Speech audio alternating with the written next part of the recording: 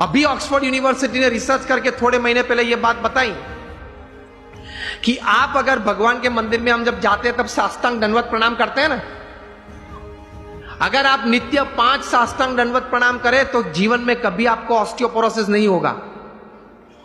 It is proved, scientifically proved, experimentally and clinically proved. ऐसी 1000 बातें मेरे पास है कि हमारे महान ऋषियों ने हमारे सच शास्त्र में जो बात लिखी है, it is absolutely scientifically true.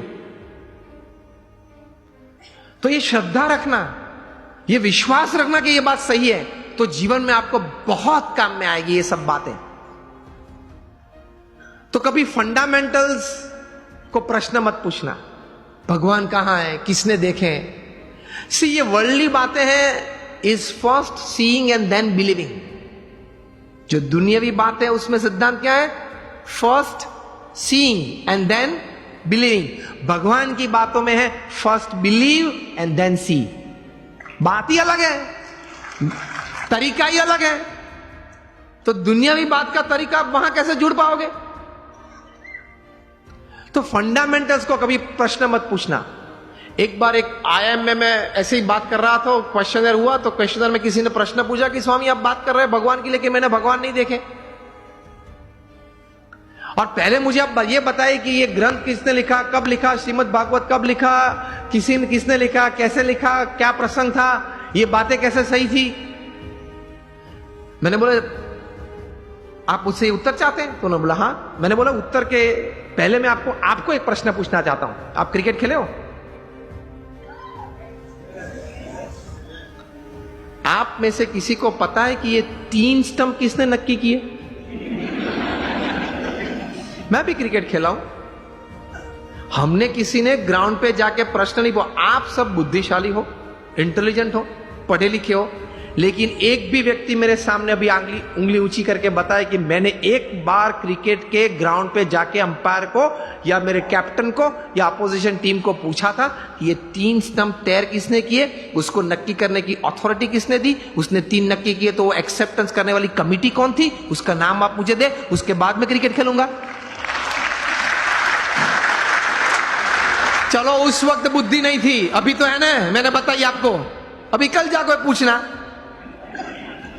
आप मैच चालू होने से पहले आप ओपनिंग बैट्समैन के रूप में बैट लेके अंदर गए और पूछो पहले मुझे ये 3 स्टंप का इतिहास बताएं, ये 22 यार्ड की पीछे उसका इतिहास बताएं, ये बाउंड्री लाइन का इतिहास बताएं। फिर अगर मुझे उसमें कॉन्फिडेंस आया तो ही मैं क्रिकेट खेलूंगा। तो बाकी के खिलाड़ी क्या बोलेंगे? अलग अलग उत्तर आते हैं। बोलेंगे तो नहीं, अगर मेरा जैसा को तो बैट एक पीछे से मारेगा, चल बाहर। व्हाट आई मीन टू से, ये सिद्धांत याद रखना। अगर जीवन में कोई भी क्षेत्र में काम करना हो या आनंद लेना हो, सिद्धांत फंडामेंटल्स को कभी प्रश्न मत पूछना, पद्धति को प्रश्न पूछना, सिद्धांत को मत पूछना। सिद्धांत स्वीकार लेना।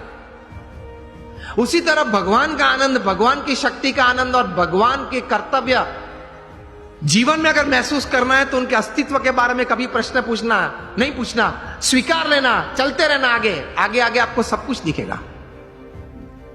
In short, on a fine summer evening when it is quite hot and you go out for an ice cream with your family, जब आप आइसक्रीम लेते हो, रिटेल काउंटर पे आपको आइसक्रीम दिया, तब आइसक्रीम वाले को ये नहीं पूछते आपके कौन सी गाय की कैसे दूध में से ये आइसक्रीम बनाया। पूछते हो आप तो लॉजिक वाले हो, आप तो इंटेलिजेंट हो, और आप तो ये कहते घूमते हो कि anything when my wise and my watts and my homes and my vans and my homes are satisfied, तभी मैं कोई बात स्वीकार करता हूं। आप तो ये कहते हैं, पढ़े लिखे हैं। तो आइसक्रीम के वक्त पूछना किसी, I will touch ice cream only after I get a proof from which buffaloes milk it is made. ये तो कभी आपने पूछा नहीं।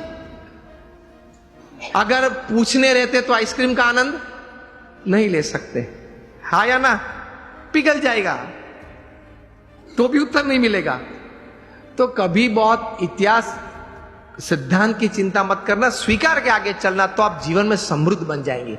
कैसे महापुरुषों ने बहुत चिंतन करते करते ये अध्यात्म की सभी बातें बताई वो सही है, एक बार स्वीकार कर लेना, थोड़ा उस पथ पे चलना चालू करना, तो आपको आनंद भी आएगा, प्रतीति भी आएगी और प्रेरणाएं मिलती रहेगी।